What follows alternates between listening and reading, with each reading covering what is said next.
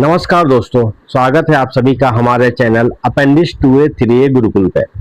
जैसा कि आप लोगों को पता होगा, हम लोगों ने अकाउंट्स से रिलेटेड जो पहला टॉपिक था, ठीक है, अकाउंटिंग कॉन्सेप्ट, बुक कीपिंग के बारे में, ये सब हम लोगों ने जान लिया है। अब हम बढ़ते हैं इससे आगे बेसिक अकाउंटिंग टर्म्स। जो हम लोग पूरे अकाउंट्स पढ़ेंगे तो उसमें कौन कौन सा बेसिक अकाउंटिंग टर्म होगा जो हमेशा हम लोग का यूज होगा, जो बैलेंस शीट बनाने में, जो प्रॉफिट लॉस अकाउंट बनाएंगे, ट्रेडिंग अकाउंट बनाएंगे, वो सब में ये सब का यूज होगा। तो बिना इस चैप्टर के हम लोग आगे वो सब चीज बना नहीं पाएंगे। ये सबसे बेसिक टर्म है, ठीक है। जो अकाउंट्स का ABCD क्या होता है, यही है, ठीक है। तो आज हम लोग उस सारे चीजों को जानेंगे इस वीडियो में, ठीक है। जितना भी अकाउंटिंग टर्म होगा, पूरा टॉपिक का संपूर्ण जानकारी आप लोग को यहाँ पे मिलेगा, ठीक है। और ये बहुत ही यूजफुल होगा पूरा अकाउंटेंसी सब्जेक्ट के लिए, ठीक है। तो चलिए बिना कोई टाइम वेस्ट किए हम लोग स्टार्ट करते हैं। हमारा जो आज टॉपिक है बेसिक अकाउंटिंग टर्म, वहां से, ठीक है। हम लोग स्टार्ट करते हैं। इन वीनस various accounting terms are used, ठीक है, बहुत सारा टर्म यूज किया जाता है वीनस में। It is necessary to understand these terms as they are part of the standing accounting terminology, ठीक है। तो ये सबसे पहला जो टर्म है वो समझते हैं हम लोग, बिजनेस ट्रांजेक्शन क्या होता है, ठीक है। जो हम लोग इससे पहले अकाउंट बुक कीपिंग पर पढ़े थे ना, पहला काम क्या था, IMRC का आइडेंटिफिकेशन। तो किसका आइडेंटिफिकेशन करेंगे, बिजनेस ट्रांजेक्शन का। कौन सा ट्रांजेक्शन बिजनेस ट्रांजेक्शन होगा उसको आइडेंटिफाई करने का काम करते हैं। तो सबसे पहले वही टर्म आता है, business transaction. The term business transaction means a financial transaction और event enter into by two parties, कम से कम टू पार्टीज में इन्वॉल्व हो, and is recorded in the books of account, और इसको बुक्स ऑफ अकाउंट में इसको रिकॉर्ड किया गया, ठीक है। It is a financial event expressed in terms of money which brings a change in the financial position of an enterprise। मतलब कि ऐसा कोई ट्रांजेक्शन होगा, जैसे हम लोग, जैसे हमारा पास कोई चीज का शॉप है, तो हम लोगों ने जो शॉप है, मान लेते हैं चाय का दुकान ही है, ठीक है। तो चाय बेचे, ठीक है, चाय के बदले उसके बदले क्या हम लोग को पैसा मिला, ठीक है। तो 10 रुपए का चाय बेचे तो इसको हम लोग डिनोट कर दिए हम लोग मनी के फॉर्म में, ठीक है। और इससे क्या हुआ, ये हमारा जो फाइनेंशियल पोजिशन है एंटरप्राइज का, उसमें चेंजिंग आ गया कि 10 रुपए का असेट्स हमारे पास आ गया, ठीक है, 10 रुपए का रेवेन्यू क्रिएट हुआ। तो ये हुआ बिजनेस ट्रांजेक्शन, इसको बोला गया, ठीक है। It is an agreement between two party involving the transfer और exchange of goods or services. जैसे पहले क्या जमाना में क्या होता था, अभी तो एक मनी आ गया कि हम लोग कोई भी चीज को करेंसी मेजर करते हैं उस देश का, उसी के टर्म में सब कुछ खरीद सकते हैं। लेकिन पहले क्या होता था, पहले जब मनी का नहीं चलता था तो क्या चलता था, गुड्स को गुड्स के बदले में एक्सचेंज किया जाता था, ठीक है, गुड्स एक्सचेंज विद गुड्स। तो उसको बोलते थे हम लोग बार्टर सिस्टम, ठीक है। लेकिन अभी क्या होता है, एक हम लोग एक मनी का जब से आ गया कि इतना अमाउंट का वो चीज दे करके वो ले सकते हैं, ठीक है। तो हमेशा ये दो पार्टी के बीच का एग्रीमेंट होगा जिसमें कि ट्रांसफर और एक्सचेंज गुड्स या सर्विसेज का, या तो गुड्स हो या तो सर्विसेज हो, ठीक है। जरूरी नहीं कि हर कोई गुड्स बेचेगा ही बेचेगा। जैसे एडवोकेट होते हैं, डॉक्टर होते हैं, ये लोग कुछ सेल नहीं करते, ये लोग क्या करते हैं, सर्विस प्रोवाइड करते हैं। तो इनका सर्विस प्रोवाइड करने का भी चार्ज लेते हैं, ठीक है। तो जो सर्विस प्रोवाइड करेंगे उसके बाद चार्ज मिलेगा, इनका रेवेन्यू होगा। तो ये भी बिजनेस ट्रांजेक्शन में आता है। तो गुड्स हो या सर्विसेज हो, दोनों दो पार्टी के बीच में कुछ ट्रांसफर हो या कुछ एक्सचेंज हो, उसको बोलते हैं हम लोग बिजनेस ट्रांजेक्शन। अब एग्जांपल ऑफ बिजनेस ट्रांजेक्शन क्या होगा, जैसे सेल्स ऑफ गुड्स, किसी गुड्स को हम लोग सेल करें, जो चीज का हम लोग सेल करते हैं। परचेज ऑफ गुड्स, गुड्स का परचेज किए। रिसिप्ट फ्रॉम डेटर्स, डेटर से कोई चीज रिसिप्ट लिए हम लोग। पेमेंट टू क्रेडिटर्स, आगे हम लोग पढ़ेंगे डेटर्स और क्रेडिटर्स के बारे में, ठीक है। अभी बस देख लेना है, इतना तो आप लोगों को पता ही होगा डेटर और क्रेडिटर क्या होता है। परचेज और सेल ऑफ फिक्स असेट्स, या जो फिक्स असेट्स होगा उसका परचेज और सेल करना। पेमेंट ऑफ इंटरेस्ट, डिविडेंड, ये सब बिजनेस ट्रांजेक्शन हो गया। अब बिजनेस ट्रांजेक्शन में क्या कैरेक्टरिस्टिक है, it is concern with money, money के साथ संबंध होना चाहिए, और मनी वर्थ ऑफ गुड और services. It arises out of the transfer और exchange of goods or services, उसके द्वारा इसका उत्पन्न होता है। It brings about a change in the financial position, जैसे असेट्स और लायबिलिटी, दोनों में से कोई चीज में चेंज लाएगा कुछ ना कुछ। It has an effect on the accounting equation, जो अकाउंटिंग इक्वेशन भी हम लोग आगे पढ़ेंगे उसमें भी ये इफेक्ट लाएगा। इट हैज डुअल एस्पेक्ट और टू साइड्स, एक होता है रिसीविंग और गिविंग, दो साइड होता है कोई भी बिजनेस ट्रांजेक्शन का, रिसीविंग और गिविंग का, ठीक है। अब देखते हैं इसका क्लासिफिकेशन ट्रांजेक्शन का। तो रिलेशनशिप विद अकाउंटिंग यूनिट, तो इंटरनल ट्रांजेक्शन भी होता है, एक्सटर्नल ट्रांजेक्शन। दो टाइप का ट्रांजेक्शन होता है। इंटरनल मतलब क्या हुआ और एक्सटर्नल क्या हुआ हम लोग समझेंगे। जैसे इंटरनल मतलब कोई चीज का शॉप है हमारा, तो जैसे हम लोग मान लेते हैं कैंडल बनाने का शॉप है, ठीक है, कैंडल हम लोग बना रहे हैं यहाँ पे, ये सब शॉप है। तो क्या हुआ, कोई भी इसमें जो मशीन हम लोग लगाए हैं वो समय डिप्रिसिएशन होता है, पता ही है। मशीन का जो वैल्यू अभी हम लोग परचेज किए, साल बाय साल उसका वैल्यू में डिग्रेडेशन आने लगेगा, उसको बोलते हैं डिप्रिसिएशन। इसमें क्या हुआ, कोई आदमी ला करके उस चीज का वैल्यू कम नहीं किया है, हम लोग ना सेल किया ना परचेज किया, लेकिन उसका मशीन का वैल्यू कम हो गया। इसको बोलते हैं इंटरनल ट्रांजेक्शन, मतलब इसमें कोई आउटसाइडर जो आदमी है उसका कोई इन्वॉल्वमेंट नहीं है, जो इंटरनल ट्रांजेक्शन होगा उसमें, ठीक है। जैसे डेप्रिसिएशन ऑन फिक्स असेट्स, ये वैल्यू अपने आप गिर गया। और एक्सटर्नल ट्रांजेक्शन क्या होता है, किसी बाहरी आदमी का इसमें इन्वॉल्वमेंट होना जरूरी है। बाहरी आदमी से कोई चीज परचेज किया या फिर सेल हुआ तो जाकर के वो जो ट्रांजेक्शन होता है उसको बोलते हैं एक्सटर्नल ट्रांजेक्शन और बिजनेस ट्रांजेक्शन। इसको बोलते हैं इंटरनल ट्रांजेक्शन और अकाउंटिंग ट्रांजेक्शन। तो दो टाइप का इंटरनल एक्सटर्नल समझिए हम लोग क्या होता है ट्रांजेक्शन, ठीक है। अब देखते हैं mode of settlement of value. Mode of settlement of value के आधार पर देखते हैं दो टाइप का होता है, एक होता है कैश ट्रांजेक्शन, एक होता है क्रेडिट ट्रांजेक्शन, ठीक है।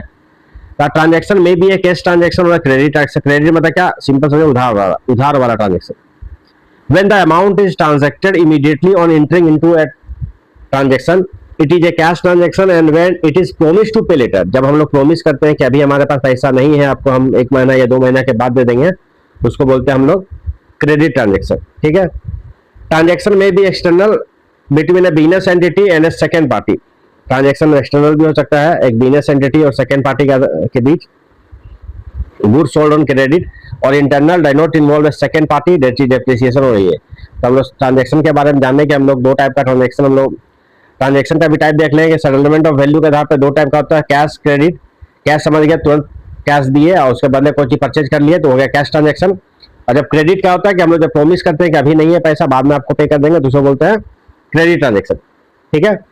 और अकाउंटिंग यूनिट का रिलेशनशिप के आधार पर दो टाइप का होता है, इंटरनल और एक्सटर्नल। इंटरनल में बाहरी आदमी का इन्वॉल्वमेंट नहीं हो, जैसे कि डेप्रिसिएशन, और एक्सटर्नल क्या होता है, उसमें बाहरी आदमी का इन्वॉल्वमेंट के द्वारा हो, तो एक्सटर्नल। इधर जो पहला टर्म है वो हम लोगों ने समझ लिया अच्छे से। नेक्स्ट देखते हैं अकाउंट्स। अकाउंट क्या होता है? Account is a summarise record of transaction relating to a particular head at one place, ठीक है। It records not only the amount of transaction but also their effect and direction. For example purchase of goods, whether cash और credit, ये भी बताना है कि कैसे किया purchase of goods. As are for example क्या हुआ, purchase of goods whether cash और credit are shown in the purchase account, ये दिखाना होता है, ठीक है। अकाउंट क्या होता है, एक समराइज रिकॉर्ड ऑफ ट्रांजेक्शन होता है, जिसमें कि उसके बारे में पार्टिकुलर हेड के नीचे सब कुछ हम लोग प्लेस करते हैं, ठीक है। तो अकाउंट नॉर्मल सा चीज है। नेक्स्ट है कैपिटल। कैपिटल सबसे इंपॉर्टेंट चीज है। कोई भी बिजनेसमैन कोई भी बिजनेस स्टार्ट करने से पहले क्या करता है, वो कोई उस कंपनी में कुछ इन्वेस्टमेंट करता है, तब जाके कंपनी स्टार्ट होगा। तो जो भी इन्वेस्टमेंट करता है उसको बोलते हैं कैपिटल। तो कैपिटल क्या होता है? कैपिटल जैसे मान लो कुछ कैश इन्वेस्ट किया, जैसे 10 लाख रुपया कैश दे करके इन्वेस्टमेंट स्टार्ट किया, या फिर अपने घर से कोई फर्नीचर दे दिया कि अपना घर का अपना जो कंप्यूटर है वो कंपनी में लगाया, तो दोनों क्या हुआ, दोनों बताया जाए कैपिटल होगा। एक कैश के फॉर्म में दे रहा है, एक कंप्यूटर के फॉर्म में दे रहा है, ठीक है। और भी जो भी मतलब बिजनेसमैन के द्वारा जो भी इन्वेस्टमेंट किया गया बिजनेस में, वो उसका कैपिटल कहलाया। कैपिटल को ही हम लोग क्या बोलते हैं, नेटवर्थ बोलते हैं, या फिर ऑनर्स का इक्विटी बोलते हैं। दोनों इसका नाम है, ये हम लोग जानते हैं। ये पॉइंट बहुत इंपॉर्टेंट पॉइंट है। Capital is also known as owners equity, ठीक है, एक बड़ा सा हिस्सा हुआ। और नेटवर्थ, तो कैपिटल समझ गए कैपिटल क्या होता है। तो capital is the amount invested by the proprietor और partner in the business. It may be in the form of money और assets having a monetary value, इसका कुछ मॉनेटरी वैल्यू है। It is a liability of the business toward the proprietor. और ये जो capital investment होता है, ये क्या हुआ, एक तरह का बिजनेस पे लायबिलिटी है, क्योंकि ये बिजनेस को लायबिलिटी क्यों, कि बिजनेस के पास वो चीज तो था नहीं, खुद से बिजनेस स्टार्ट हुआ नहीं, तो वो कैपिटल क्या हुआ, वो बिजनेसमैन के द्वारा लगाया गया, उस कंपनी का ओनर के द्वारा लगाया गया, तो उसके प्रति उसका लायबिलिटी हुआ ये, ठीक है। ये क्या होता है, लायबिलिटी होता है of the business toward the proprietor और partner which increases with further investment made in the business and the amount of profit earn, ठीक है। On the other hand it decreases when it is withdrawn. अब क्या, जब भी हम लोग को प्रॉफिट होगा तो और हमारा बिजनेस का एम्पायर खड़ा होगा, 1 लाख इन्वेस्टमेंट और फिर आगे जाके बढ़ते जाएगा, जितना इसमें प्रॉफिट होगा, जितना इसमें इन्वेस्टमेंट होगा। और जब डिक्रीज कब होगा, जब हम लोग विड्रॉ कर लेंगे, 1 लाख में से कुछ हम लोग 20,000 रुपए विड्रॉ कर लिए, तो अभी हमारा इन्वेस्टमेंट क्या हुआ कंपनी में, 80,000, ठीक है। तो वो कम भी होगा बिजनेस के प्रति। In the case of a company, capital is contributed by many person, बहुत सारा पर्सन के द्वारा कंट्रीब्यूट किया जाता है, and they are known as share holder, ठीक है। तो बड़ा सा हिस्सा तो ऑनर जो है कंपनी का वो लगा दिया, लेकिन फिर क्या कहता है, आईपीओ इशू करती है शेयर मार्केट में इसको लिस्ट करती है आईपीओ एफपीओ के द्वारा, लोग इसको परचेज करते हैं शेयर होल्डर बन करके छोटे छोटे शेयर में, ठीक है। तो वो लोग भी कैपिटल बहुत सारा पर्सन के द्वारा कैपिटल कंट्रीब्यूट किया जाता है। It is consider as a liability because under business entity concept. आगे हम लोग जो नेक्स्ट चैप्टर पढ़ेंगे, ठीक है, सब कॉन्सेप्ट पढ़ेंगे हम लोग, जो बिजनेस एंटिटी कॉन्सेप्ट में हम लोग समझेंगे कि ये लाइबिलिटी होता है। बिजनेस क्या होता है? बिजनेस एक सेपरेट थिंग होता है ऑनर से, बिजनेस अलग होता है, ऑनर अलग होता है, ठीक है, दोनों डिस्टिंक्ट एंटिटी होता है, ये लाइबिलिटी हुआ। Transaction are recorded in the books of account from the point of view business. जो भी ट्रांजैक्शन रिकॉर्ड करेंगे हम लोग बिजनेस के पॉइंट ऑफ व्यू से रिकॉर्ड करेंगे, ठीक है। कैपिटल का दूसरा नाम जान ही गए हम लोग, it is always equal to assets less liability. तो कैपिटल का एक फॉर्मूला होता है कि असेट्स माने लाइबिलिटी, हमारा असेट्स कितना है लाइबिलिटी कितना, दोनों को माइनस कर देंगे तो जो बचेगा वो हमारा कैपिटल होगा। तो कैपिटल का एक ये फॉर्मूला, इससे भी क्वेश्चन अपेंडिक्स 2 में तो पूछा ही गया है, ठीक है, बहुत बार पूछा गया है कैपिटल का फॉर्मूला से क्वेश्चन। ये बहुत इंपॉर्टेंट चीज है, ये आप लोगों ने समझ लिया। अब नेक्स्ट है ड्राइंग। ड्राइंग क्या होता है? ड्राइंग पहले मैं समझा देता हूँ, उसके बाद ये सब पढ़ता हूँ मैं। जैसा अभी 1 लाख रुपए दे करके कंपनी स्टार्ट किया, फिर क्या हुआ, जो ऑनर है वो अपना पर्सनल यूज के लिए कुछ मनी उसमें से निकाल लिया। जैसे 10,000 रुपया उसका बच्चे का स्कूल का फी भरना था तो निकाल लिया अपना पर्सनल यूज के लिए। ये तो कंपनी के लिए उसमें कोई बेनिफिट नहीं होगा उसका बच्चे का फी, तो अपना पर्सनल यूज के लिए निकाला, तो इसको बोलता है ड्रॉइंग्स कहते हैं इसको, ठीक है। तो जब भी it is the amount withdrawn और goods taken by the proprietor और पार्टनर फॉर पर्सनल यूज, तो पर्सनल यूज के लिए इसको गुड्स को लेके गया या फिर कुछ अमाउंट विदड्रॉ कर लिया, तो इसको बोलता है drawings. Goods so taken by the proprietor और partner valued at purchase cost, हमेशा परचेज कॉस्ट पे इसको वैल्यू करते हैं। ड्रॉइंग क्या होगा, हमेशा रिड्यूस कर देगा इन्वेस्टमेंट को, क्योंकि निकाल रहे हैं पैसा तो रिड्यूस ही हुआ ना। ड्रॉइंग बाय द प्रोप्राइटर और partner debited to drawings account, ये ड्रॉइंग अकाउंट में डेबिटेड होगा। At the time of preparing the balance sheet it is deducted from the capital of the proprietor और पार्टनर। जब भी हम लोग बैलेंस शीट बनाते हैं क्या करते हैं हम लोग, कैपिटल से ड्रॉइंग को माइनस कर देते हैं, ठीक है, तब ना हम लोग एक्चुअली पता चलेगा कितना कैपिटल लगाया गया है। क्योंकि कैपिटल लगा 1 लाख, लेकिन उसमें हम लोग 10,000 तो अपना बच्चा का फी के लिए निकाल भी तो लिए, तो नेट हम लोग कितना कैपिटल लगाए 90,000। तो जब भी बैलेंस शीट बताते हैं तो हम लोग देखेंगे कैपिटल वाला कॉलम में कैपिटल से ड्रॉइंग को माइनस करके देखते हैं, ठीक है। तो ये बैलेंस शीट के लिए बहुत इंपॉर्टेंट है ये चीज, ठीक है। अब देखते हैं लाइबिलिटी। लाइबिलिटी तो सबको पता ही है, सर दर्द वाला चीज है ये लाइबिलिटी, ठीक है। तो liability means the amount odd और बाय द बिजनेस, मतलब जो बिजनेस है, बिजनेस को देना है कुछ अमाउंट, उधार लेके गए कोई सामान हम लोग, फिर बाद में इसको पे करते हैं, ठीक है, बाद में इसको देना है तो उसको बोलते हैं लाइबिलिटी। मतलब कोई भी इंसान दूसरे आदमी को किसी को देने वाला होगा, ठीक है, कोई बिजनेस को भी देने वाला होगा, बिजनेस भी किसी को देने वाला होगा, तो जो जिसको देगा, जिसको देने वाला होगा उसको बोलते हैं लाइबिलिटी है, ठीक है, जो उधार लेता है। Liability towards the owner of the business, जैसे हम लोग कैपिटल पढ़े थे हम लोग, कैपिटल क्या है, कैपिटल भी एक लाइबिलिटी है टुवार्ड्स द ओनर, ठीक है, इसको बोलते हैं इंटरनल लाइबिलिटी। और यही आउटसाइडर रहेगा तो उसको बोलेंगे टुवार्ड्स आउटसाइडर, तो आउटसाइडर लाइबिलिटी हो गया। अदर देन ओनर्स इस टर्म में एक्सटर्नल लाइबिलिटी हो गया। ये तो 2 टाइप का लाइबिलिटी हो गया, इंटरनल और एक्सटर्नल। इंटरनल में कौन हो गया, ओनर का जो इन्वेस्टमेंट था वो, ठीक है। एक्सटर्नल मतलब बाहरी लोग से अगर कुछ उधार लेके स्टार्ट किए तो वो।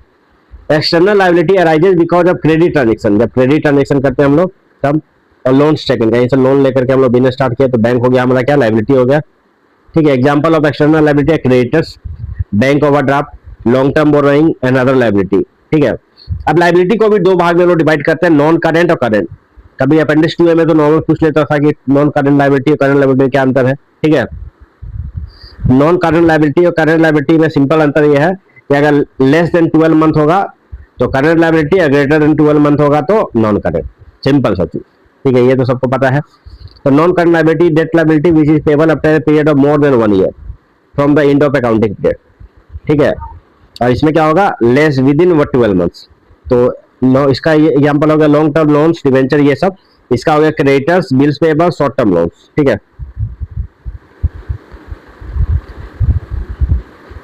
अब लाइबिलिटी को शेड्यूल 3 ऑफ जो कंपनी एक्ट होता है 2033, इसके अकॉर्डिंग भी डिवाइड किया गया, करंट लाइबिलिटी, नॉन करंट में।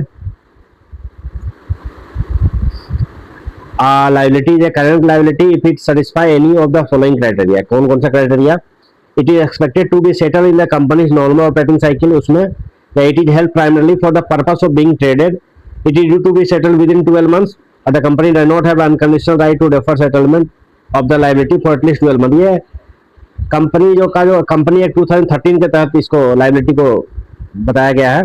Non current are those liability which are not current liability, simple है, जो करेंट लाइबिलिटी नहीं है वो हमारा नॉन करेंट हो गया।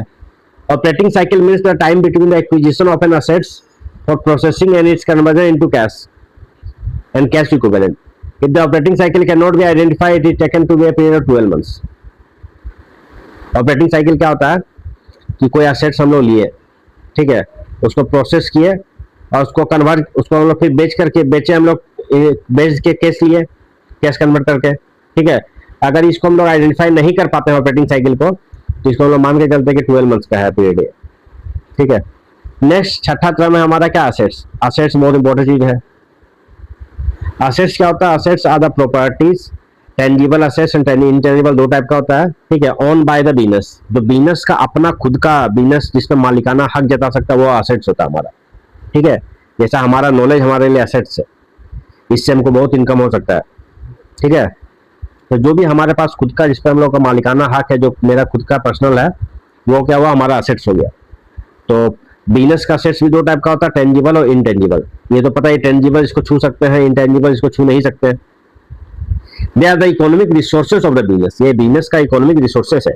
इन other words anything which will enable the firm to get cash, मतलब ऐसा चीज जो फर्म को कैश दिला सके और an economic benefit in the future, या फिर इकोनॉमिक बेनिफिट दे सके फ्यूचर में, वो एसेट्स कहलाता है, ठीक है। लायबिलिटी का जस्ट उल्टा होता है। Example of assets are land, building. जैसे हमारा अभी लैंड का भी जो कीमत होगा वो 10 साल बाद उसका वैल्यू बढ़ेगा ही ना, बिल्डिंग का भी बढ़ता है। मशीनरी, फर्नीचर हमारा क्या असेट्स होता है कंपनी का। जो स्टॉक होगा, जो डेटर्स होगा, डेटर्स मतलब जो हमसे उधार लेके गया लेकिन वो कभी न कभी हमको लौटाएगा ही, वो डेटर्स होता है, तो वो हमारा असेट्स हुआ। और क्रेडिटर्स क्या हुआ, वो लायबिलिटी हो जाएगा, ठीक है। कैश, बैंक बैलेंस, ये सब हमारा असेट्स हुआ। अब बैंक का जो ओवरड्राफ्ट हो गया मतलब लायबिलिटी होता था। Trademark, right, goods. तो सबसे पहले टेंजिबल असेट्स, इंटेंजिबल हम लोग देख लिए, जो जिसको छू सकते हैं। जैसे हम लोग ट्रेडमार्क हो गया, इसको छू नहीं सकते, ये हमारा गुडविल हो गया कंपनी का, इसको छू नहीं सकते, लेकिन इसके वजह से हमारा कंपनी का अच्छा गुडविल है, इसीलिए लोग हमारे कंपनी से परचेज करते हैं कोई चीज, ठीक है। हमारा दुकान, जैसे बड़े बड़े कंपनी मैकडी, ये सब क्या है, इस समय गुडविल है अच्छा, कि ब्रांडेड चीज, रेप्यूटेड होता है, रेपुटेशन हो गया। गुडविल क्या होता है, रेपुटेशन हो गया, ब्रांड वैल्यू हो गया, ठीक है। इसके वजह से लोग आते हैं इस दुकान में परचेज करने के लिए, तो ये भी एक असेट्स होता है, ठीक है। कॉपीराइट, पेटेंट, ये सब आ जाएगा असेट्स में। Assets are future economic benefit, the rights which are own or control by organisation or individual. ये सब असेट्स का डेफिनेशन है, अलग अलग दिया गया। अब इसका कैरेक्टरिस्टिक देखते हैं हम लोग कि एसेट्स का क्या कैरेक्टरिस्टिक होना है। तो पहला, it should be owned property by the business, it may be tangible form or intangible form, दोनों हो सकता है। It should have some value attached to, इसके पास कुछ वैल्यू होना चाहिए। It should be capable of being measured in money terms, इसको हम लोग मनी के टर्म में मेजर कर सकते हैं, ठीक है। एसेट्स को हम लोग तीन पार्ट में डिवाइड करते हैं, एक non current assets, current assets और फिक्टिशियस असेट्स, ठीक है। करेंट वाला क्या होगा, less than 12 month. Non current क्या होगा, 12 greater than 12 month. Fictitious assets भी पढ़ेंगे आगे। नॉन करेंट क्या हुआ, नॉन करेंट असेट्स, जैसे लायबिलिटी पढ़े हम लोग, नॉन करेंट करेंट, तो अब असेट्स में भी होगा। असेट्स और लायबिलिटी आप लोग जान ही गए, ठीक है। असेट्स हम लोग के लिए जितना होगा उतना अच्छा है, लायबिलिटी हम लोग को देना होता है किसी को, असेट्स हम लोग मिलने वाला है, तो इसका भी देखेंगे। नॉन करेंट असेट्स क्या हुआ, non current assets are those assets which are held by business not with the purpose to resale but are held either as investment or to facilitate business operation, ठीक है। इसको resale purpose से नहीं करते हम लोग, इसको हम लोग या तो इन्वेस्टमेंट कर सकते हैं पर्पस से, या फैसिलिटेट करता है बिजनेस ऑपरेशन को। इन other words, these assets are held by the business from a long term point of view। Simple समझेंगे, ऐसा चीज जो 12 मंथ से ज्यादा के बाद इसका बेनिफिट हो, long term point of view से हम लोग इसको रखते हैं बिजनेस में, वो था नॉन करेंट असेट्स। जैसे कि फिक्स असेट, जैसे कोई दुकान है हमारा, तो उसका जो फर्नीचर होगा ये एक साल में थोड़ी ना खत्म हो जाएगा, इसको हम 10 साल 15 साल यूज करते हैं, ठीक है। कंप्यूटर 4 साल 5 साल यूज करते हैं, तो ये सब फिक्स असेट्स में आता है। ये सब हो रहा है नॉन करेंट असेट्स हुआ, ठीक है। नॉन करेंट इन्वेस्टमेंट हो गया, लॉन्ग टर्म लोन हो गया, advance and other non current assets, ठीक है। फिक्स असेट्स क्या होता है, fixed assets are those non current assets of an enterprise which are held not to resale but with the purpose to increase its earning capacity, इसका capacity को increase करता है, earning capacity को, ठीक है, रीसेल के लिए नहीं है। अब फिक्स असेट्स को भी डिवाइड करते हैं दो, टेंजिबल और इनटेंजिबल में। टेंजिबल का देख ही लिया हम लोग, इसका फिजिकल एग्जिस्टेंस हो, ठीक है, they can be seen and touch, जैसे जमीन है उसको छू सकते हैं हम लोग, इसका टेंजिबल असेट्स हुआ। बिल्डिंग, मशीनरी, कंप्यूटर, फर्नीचर, इसका फिजिकल एग्जिस्टेंस है ये सब का, ये हमारा टेंजिबल असेट्स हुआ। Tangible assets are those assets which do not have physical existence, जिसका कि फिजिकल एग्जिस्टेंस नहीं है, ठीक है, जिसको हम लोग ना देख सकते हैं ना छू सकते हैं, जैसे कि पेटेंट हो गया, ठीक है, गुडविल हो गया, ट्रेडमार्क हो गया, कंप्यूटर सॉफ्टवेयर हो गया, ये सब का इंटेंजिबल असेट्स आता है। अब दूसरा नॉन करंट असेट्स देख लीजिए आप लोग, आप देखते हैं करंट असेट्स क्या होता है। तो current assets are those assets which are held by the business with the purpose of converting them into cash within a short period, ठीक है, जैसे कि 1 साल 1 साल के अंदर, वो होता है करंट असेट्स, ठीक है। Goods are purchase with the purpose to resale and earn profit, जैसे कंप्यूटर का शॉप है तो बहुत सारा कंप्यूटर हम लोग खरीद के लाए होलसेलर से, इसको सेल करेंगे, ठीक है, तो किस पर्पज से लाए कि इसको हम लोग सेल करके प्रॉफिट कमाएंगे, क्योंकि कंप्यूटर का ही शॉप है हमारा, कंप्यूटर हमारा गुड्स हो गया, तो ये इसलिए इस पर्पज से लाएंगे, इसको 1 साल के अंदर बेच ही देंगे हमारा और प्रॉफिट कमा लेंगे, तो इसमें ये हमारा करंट असेट्स में आ जाएगा। दूसरा, debtor exist to convert them into cash by receiving the amount from bank, debtors वैसा डेटा जो 1 साल के अंदर ही हम लोग को लौटा दे, अपना पैसा जो उधार लेके गया वो करंट असेट्स में आएगा। बिल रिसीवेबल क्या होगा, exist for receiving cash again them, bill receivable अगर हम लोग पढ़ेंगे तो जानेंगे क्या होता है, अभी इसको चल दो। प्रीपेड एक्सपेंसेस, प्रीपेड एक्सपेंस मतलब क्या हो, पहले हम लोग जो पे कर देते हैं, प्री मतलब क्या पहले, अब पेड मतलब पहले पेड कर दिए, लेकिन उसका सर्विस का यूटिलाइज करेंगे बाद में। जैसे हम लोग रिचार्ज करते हैं, क्या करते हैं हम लोग, प्रीपेड रिचार्ज करते हैं, मतलब पहले अभी हम लोग 600 रुपये का रिचार्ज कर लिए, तब 3 महीने का बेनिफिट हम लोग बाद में लेते हैं, ठीक है, और यही चीज पहले यूज करने के बाद पैसा दे तो पोस्ट पेड हो जाता है हमारा। तो prepaid expense also qualify current assets, क्योंकि हम लोग पहले इसका पैसा दे दिए हैं। Although the can be not be converted into cash because a part of the benefit from such expenses available in the next accounting year, ठीक है, तो प्रीपेड एक्सपेंस भी क्या हो गया, करंट असेट्स में ही आता है। अब तीसरा पॉइंट हमारा फिक्टिशियस असेट्स। फिक्टिशियस असेट्स क्या होता है, जैसे कि हम लोग एडवर्टाइजमेंट पे खर्च किया हम लोग 1 लाख रुपया, तो 1 लाख रुपया अभी हम लोग अपना अकाउंट्स में नहीं दिखाते हैं, इसको हम लोग 20,000 करके 5 साल हम दिखाते हैं कि हर साल हम लोग 20,000 का लॉस हुआ है, ठीक है, दिखाते हैं, तो वो होता है fictitious assets. Fictitious assets are those assets which are neither tangible asset nor intangible, दोनों में कुछ नहीं है। They are losses not written off in the year, मतलब उस साल तो ये लॉस को हम लोग नहीं रिटर्न ऑफ करते हैं, लेकिन आने वाला 4-5 साल में के बाद इसको लॉस को दिखाते हैं हम लोग, ठीक है। Are incurred but over more than 1 accounting period, मतलब एक अकाउंटिंग पीरियड से ज्यादा का इसका हमें इसमें हम लोग बांट देते हैं। डेफर्ड मतलब क्या हुआ, पोस्टपोन कर दिया, अभी नहीं और कुछ दिन के बाद, ठीक है, कि इस अकाउंटिंग ईयर में नहीं, 4-5 साल में इसको बांट दिया हम लोग, उसको बोलते हैं deferred. In the case of firms and expenditure of fictitious assets is deferred revenue expenditure, ये सेम चीज है, डेफर्ड रेवेन्यू एक्सपेंडिचर, वही जो एग्जांपल दिए। डिस्काउंट और loss on issue of debenture, ये example of fictitious assets in the case of company, ठीक है, ये फिर कंपनी एक्ट 2013 के तहत इसको किया गया है, इसको हटाते हैं। नेक्स्ट हम देखते हैं रिसीट्स क्या होता है। रिसीट द अमाउंट रिसीव्ड और receivable for selling assets goods or services, मतलब जो भी हम लोग सेल करते हैं असेट्स गुड्स सर्विसेज, उसके बदले में जो अमाउंट हम लोग रिसीव करते हैं वो सारा का सारा अमाउंट कहा जाता है रिसीट कहलाता है। Receipts are further categorised into revenue receipts and capital receipt, तो रिसीट को आगे हम लोग 2 पार्ट में बांटते हैं, रेवेन्यू रिसीट और कैपिटल रिसीट में। तो रेवेन्यू रिसीट क्या होता है, it is the amount received और receivable in the normal course of business से अगेंस्ट सेल ऑफ गुड और रेंडरिंग ऑफ सर्विसेज, ठीक है, तो जो नॉर्मल कोर्स ऑफ बिजनेस जो है हमारा, जैसे हमारा एक बिजनेस है, सीमेंट का दुकान है, ठीक है, तो सीमेंट का बोरी हम लोग बेच रहे हैं, डेली हम लोग का यही बेचने का काम है, तो सीमेंट का बोरी बेचने से जो प्राप्त होता है ना, जो अमाउंट वो होता है रेवेन्यू रिसीप्ट कहलाएगा हम लोग का, ठीक है, जो भी हम लोग मतलब जो काम कर रहे हैं वो हमारा डेली का यही काम है, तो रेवेन्यू रिसीप्ट कहलाए। अब डॉक्टर है तो डॉक्टर का पेशेंट को चेक कर रहा है, तो पेशेंट से जो फी लेता है, डॉक्टर का जो फी होगा मान लेता है 500 रुपीज, तो ये जो फी है उसका रेवेन्यू रिसीप्ट कहलाएगा।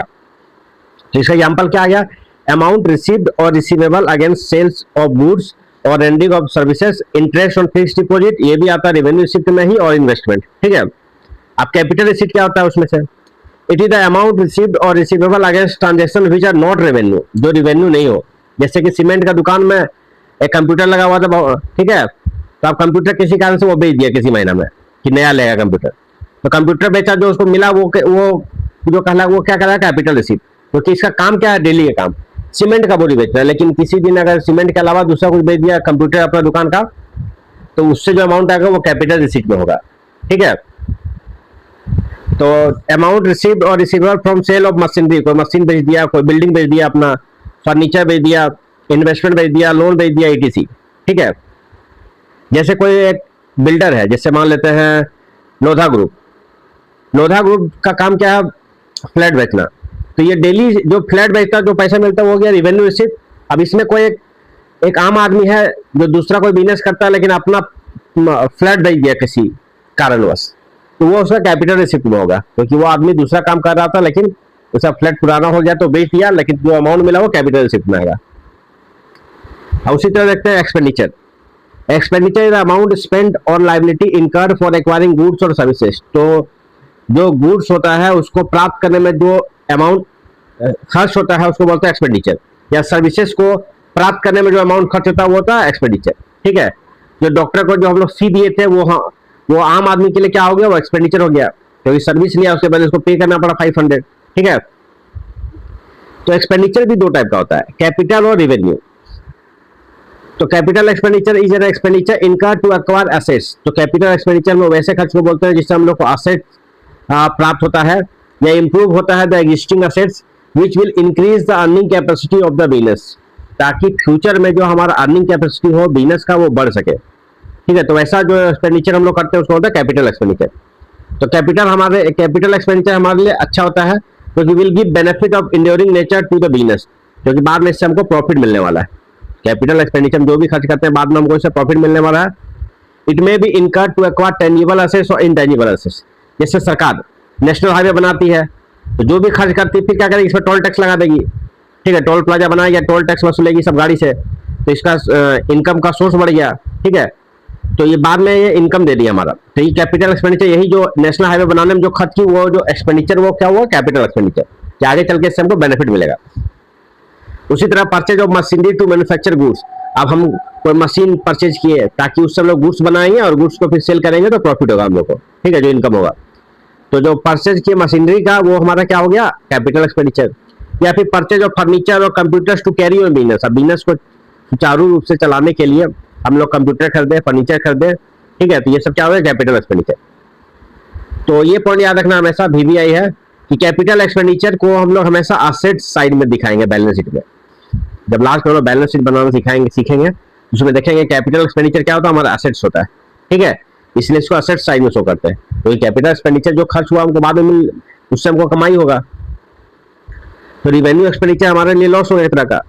ठीक है, तो revenue expenditure is the expenditure incurred the benefit of which is consume or exhausted within the accounting period, मतलब उसका जो बेनिफिट होगा एक साल के अंदर ही एग्जॉस्ट हो जाएगा या कंज्यूम कर लेंगे हम लोग, उसका बेनिफिट हम आगे चल के यूज नहीं कर पाएंगे, एडवांटेज कर ले पाएंगे। लेकिन कैपिटल एक्सपेंडिचर हम लोग सालों तक उसका एडवांटेज लेते रहते हैं। ठीक है, इट है डायरेक्ट रिलेशनशिप विद रिवेन्यू और विद द अकाउंटिंग पीरियड, इसका डायरेक्ट ये उल्लेख होता है। ठीक है, तो जैसे एग्जाम्पल देखते हैं हम लोग, cost of goods sold. Cost of goods sold क्या होता है, मतलब कि बेची गई वस्तुओं का लागत, कुल लागत वह होता है जो उन वस्तुओं को खरीदने या बनाने में लगी। ठीक है, कोई चीज को बनाने में जितना खर्च लगता है वो हमारा होता है कॉस्ट ऑफ गुड्स सोल्ड। ठीक है, जिसको हम लोग जिन्हें एक लेखा अवधि में बेचा गया।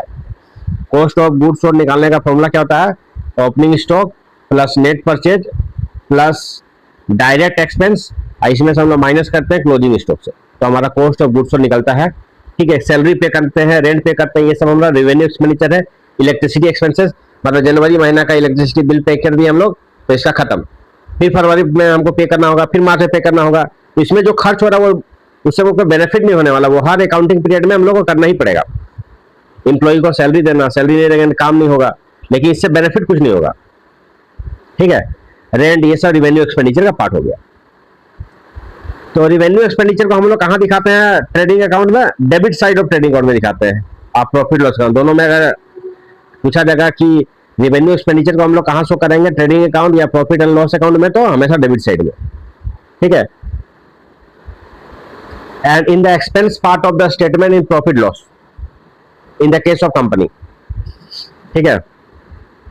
अब एक देखते हैं डेफर्ड रिवेन्यू एक्सपेंडिचर, ये क्या होता है? डेफर्ड रिवेन्यू एक्सपेंडिचर हम लोग देख लिए कि एडवर्टीजमेंट में जो हम लोग खर्च करते हैं 1 लाख रुपया, उसको एक अकाउंटिंग पीरियड में नहीं करते हैं, उसको हम लोग 2-4 अकाउंटिंग पीरियड में बांट देते हैं कि 20-20 हजार करके 5 अकाउंटिंग पीरियड में इसको बांट दिए हम लोग, ठीक है, ताकि हम लोग को बहुत ज्यादा एक ही अकाउंटिंग पीरियड लॉस ना हो। इसका इफेक्ट हम लोग हर एक अगला अकाउंटिंग पीरियड में डाइवर्ट कर दे रहे हैं, ठीक है। इसको बोलते हैं पोस्टपोन कर दे रहे हैं, इस अकाउंटिंग पीरियड में नहीं, हर अकाउंटिंग पीरियड थोड़ा थोड़ा बांट दे रहे हैं, ठीक है। तो deferred revenue expenditure is a revenue expenditure in nature but is written off over more than one accounting period. तो revenue expenditure नाम ही से लग रहा है तो revenue expenditure ही होगा। It represents expenditure that will give benefits for more than one accounting period. इसका जो benefit मिलेगा वो एक से ज्यादा accounting period में लेंगे हम लोग। Example, large advertisement expenditure is a deferred revenue expenditure. तो अभी हम लोग expenditure से related जो जो चीज होता है receipt और expenditure ये हम लोगों ने जान लिया, ठीक है। अब नेक्स्ट हम लोग देखते हैं रिवेन्यू क्या होता है। Revenue means the amount which as a result of operation, जो हम लोग का बिजनेस कर रहे हैं तो उसका बिजनेस का ऑपरेशन में जो अमाउंट मिलता है उसको बोलते हैं revenue. That is sale of goods or services, ठीक है। It is added to the capital, इसको हम लोग ऐड करते हैं कैपिटल में। Revenue is gross inflow of cash, ठीक है। इनफ्लो मतलब कैश आ रहा है, ठीक है। आउटफ्लो में रिवेन्यू नहीं काउंट करेंगे, इनफ्लो मतलब आ रहा है हमारे पास कैश, हमारे पास आ रहा मतलब रिवेन्यू आ रहा है, कैश आ रहा मतलब क्या? रिवेन्यू आ रहा है। Receivable or other consideration arising in the course of ordinary activity of the enterprise from the sale of goods, from branding of services and from the use by others of enterprise resources yielding interest dividend etc, ये revenue होता है। इसका example हो गया sale of goods, sale rent commission, एक तरह का वही रिसीट ही हो गया। रिवेन्यू क्या हो गया? डिफर फ्रॉम इनकम, इनकम से अलग होता है। कैसा? Sale of goods and services is revenue, जब हम लोग गुड्स और सर्विसेज को हम लोग सेल करेंगे तो क्या वो रिवेन्यू कहलाएगा। And cost of sale of goods and services is an expense, इसका जो कॉस्ट होगा वो क्या हुआ? वो एक्सपेंस हो गया। The difference between revenue and expense is income. Income क्या होता है हमारा? एक तरह का प्रॉफिट माइनस इनकम दिखाने के लिए क्या हुआ, जो हम लोग बच्चों में पढ़ा था ना, इनकम कैसे होता है हमारा? Selling price minus cost price, ठीक है। कॉस्ट प्राइस मतलब वो चीज को हम लोग एक बार कितना में किए थे, ठीक है, बनाने में या परचेज करने में जितना कॉस्ट लगा वो एक्सपेंस हो गया हमारा। रिवेन्यू जो हम लोग सेल किए तो हम लोग कितना अमाउंट मिला वो हो गया रिवेन्यू मिला, ठीक है। जो गुड्स को बेचे हम लोग, इसका जो डिफरेंस होगा वही क्या हमारा क्या कहलाएगा? इनकम कहलाएगा, ठीक है। नेक्स्ट देखते हैं expense.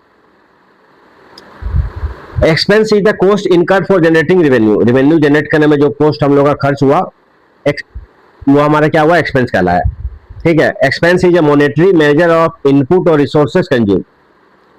It is a value which has expired during the accounting period. Expense जो इसका वैल्यू जो होगा वो एक अकाउंटिंग पीरियड में ही एक्सपायर कर जाता है। ये क्या होगा? Expense. Cash payment such as salary, wages, rent, ये सब क्या हुआ? एक्सपेंस हो गया। Writing off a part of fix assets, depreciation को राइट ऑफ करना, ये भी एक्सपेंस हुआ। डेप्रिसिएशन भी हमारे लिए क्या होता है? ये एक्सपेंस होता है, याद रख लेंगे ये चीज लोग। An amount return of out of A current assets, bed debts, वो भी हमारा एक्सपेंस हुआ। बेड डेब्ट्स भी क्या हुआ? हमारा एक्सपेंस हुआ, मान लिया हम लोग। Decline in the value of assets, उसका वैल्यू कुछ गिरावट होता है, ठीक है, इन्वेस्टमेंट, वो क्या हुआ? हमारा एक्सपेंस हुआ। कॉस्ट ऑफ गुड्स सोल्ड, ठीक है, किसी वस्तु को बेचने में बनाने में जो खर्च लगा कुल लागत, वो हमारा क्या होता है? Cost of goods sold. तो एक्सपेंस भी कहाँ शो करेंगे? डेबिट साइड ट्रेडिंग अकाउंट और प्रॉफिट लॉस अकाउंट में। अब एक्सपेंस को हम लोग दो टाइप का एक्सपेंस हम लोग इसलिए पढ़े हैं कि हम लोग इसमें एक दो टर्म ऑफ फेमस होता है, प्रीपेड एक्सपेंस, ठीक है, और एक होता है आउटस्टैंडिंग एक्सपेंस, ठीक है। तो सबसे पहले प्रीपेड एक्सपेंस जानेंगे हम लोग क्या होता है। It is an expense that has been paid in advance, ठीक है, इसको हम लोग एडवांस में पे कर देते हैं। And the benefit of which will be available in the following years और ईयर्स। जैसे कि हम लोग प्रीपेड रिचार्ज करते हैं अपने मोबाइल में, 600 रुपये का रिचार्ज किए पहले करते हैं, बाद में हम लोग इसका 3 मंथ इसका सर्विस का बेनिफिट लेते हैं। तो हम लोग पेमेंट कब करते हैं? पहले, इसको बोलते हैं prepaid recharge.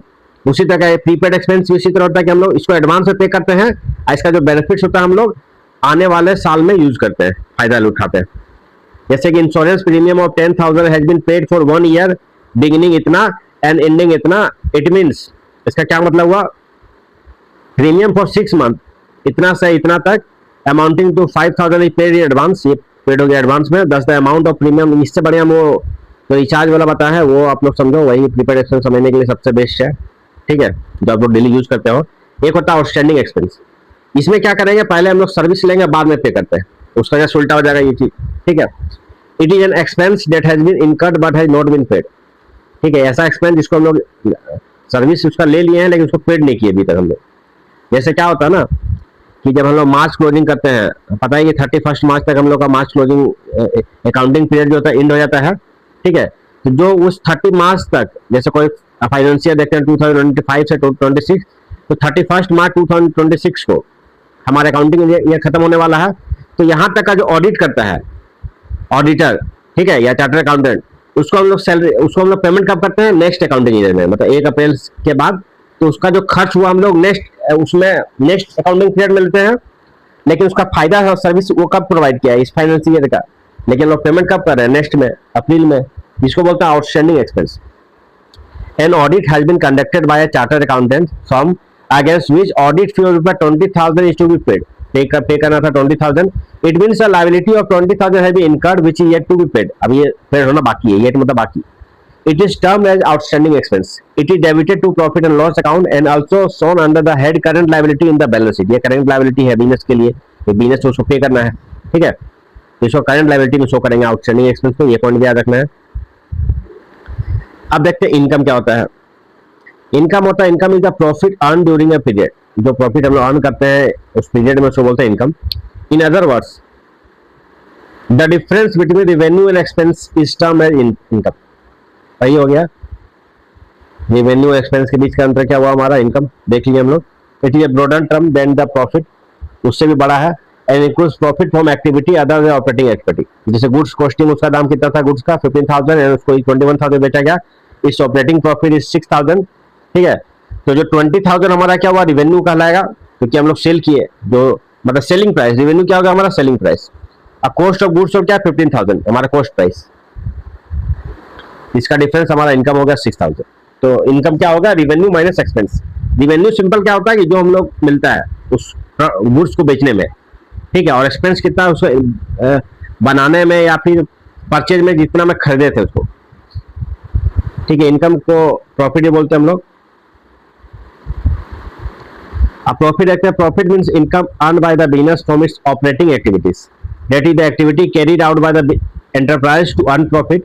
Profit is further divide into gross profit and net profit, ठीक है, प्रॉफिट को भी दो भाग बांटते हैं, ग्रॉस और नेट। जैसे हम लोग का सैलरी होता है, ग्रॉस इनकम, ग्रॉस सैलरी बहुत ज्यादा होता है, फिर इसमें बहुत सारी डिडक्शन होता है, तब जाके हम लोग को नेट मिलता है, ठीक है। तो gross profit is the difference between revenue from sales and or services and cost. तो जो भी हम लोग का ग्रॉस प्रॉफिट हो गया कि जो रेवेन्यू मिला और जो सर्विस और कॉस्ट लगा उसका बीच का अंतर।